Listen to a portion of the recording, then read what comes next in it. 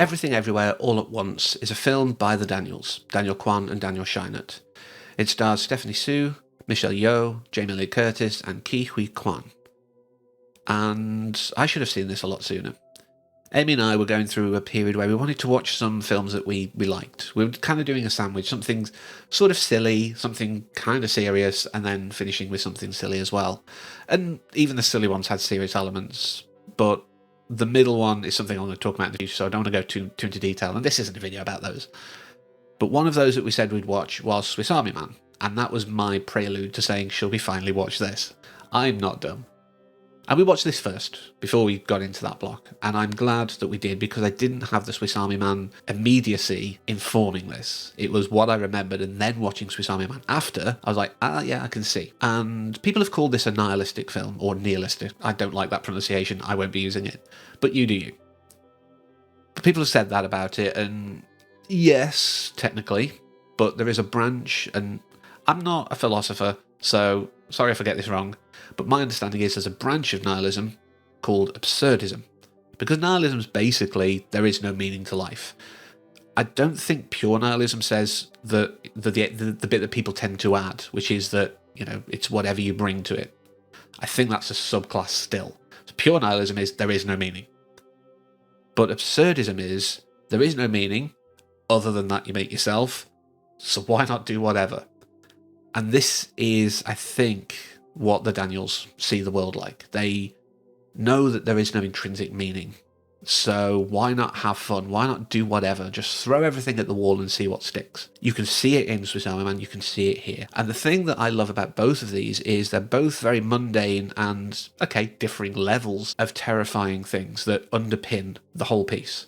We have a guy who is stranded on an island. He's potentially going to starve, he's going to get dehydrated, and he's kind of on the journey already, getting maybe a bit of sunstroke, and then all of a sudden a corpse might be coming alive and helping me out of it. I mean, how weird is that? But the core thing of being stranded and potentially going to die, that's very mundane. There is no meaning to that. Why was he stranded there? Why him? Is this some kind of fate that's putting him in that place? No, it just happened that way. Perfectly nihilistic, but then the manny stuff is where the absurdism comes in. In Everything Everywhere All at Once, we have someone who is being audited because they keep trying to put their hobbies down as business expenses. That's a very mundane thing, but then this whole thing of there's a universe-hopping person who basically just needs a hug and is trying to compress everything into an everything bagel and sings about it whilst crying. Like, the acting here was... I just want a quick sidebar to this. The acting here is amazing. Every single person is selling every moment. We have... This scene behind me is from the whole hot dog fingers bit, and Jamie Lee Curtis and Michelle Yeoh dancing around each other with hot dog fingers. What? But whilst this is also in a film about a multiverse, because that's a big thing at the moment, I know exactly what the Daniels have done. But yeah, so you have these very mundane and, like I say, terrifying in different ways, activities, suddenly underpinned by this weird, fantastical element. It's absurdism at its finest, and I love it. And there was a moment when we were rewatching Swiss Army Man that I got a shiver. I genuinely got a chill. I remembered thinking it when the film was announced and realising that it was the Daniels. The music in Swiss Army Man, and if I didn't talk about this in the video that I did about it, it's probably because I was less accustomed to doing this, I suppose, back then. But the music was all created whilst they were out in the wilds, using things that they could access out there. It was just voices or, sounds of like wood being hit, that kind of stuff. As they got closer to more civilization, more stuff got added that could be still available, until at the end you do get full music, full sound, like we'd normally expect from a properly produced bit of music.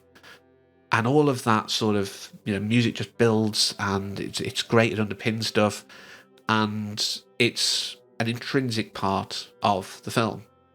But it occurs, I think, in a couple of songs. Everything Everywhere Matters to Everyone.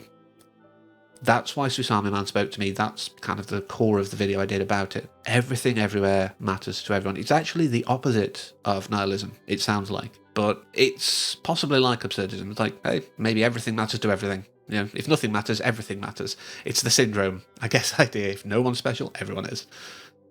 But everything, everywhere, matters to everyone, all at once. It almost feels like this is building upon that. And there might be something in here that in 5-6 years' time will go, oh, that was them building from Swiss Army Man and Everything Everywhere to this.